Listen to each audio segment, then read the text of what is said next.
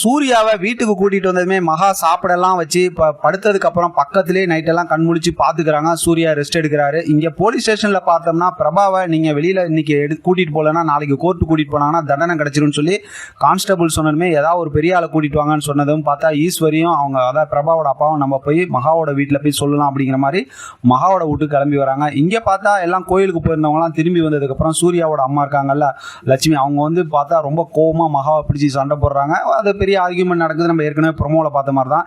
இதுக்கு இடையில பார்த்தோம்னா சித்ராவும் இடையில கல்லு போடுறாங்க. கடைசியில் ஐஸ்கிரீம் வாங்கி வச்சு சித்ரா தான் தெரியுது. ஆனாலும் அதில் அப்படியே நேக்கா தப்பிச்சிக்கிறாங்க. நான் ஊருக்கு போகிறதுக்காக வாங்கி வச்சேன்னு ஐஸ்வர்யா இடையில 2 வார்த்தை பேசி பார்க்குறாங்க. இருந்தாலும் பார்த்தா மகாவை போட்டு பயங்கரமாக திட்டிடுறாங்க.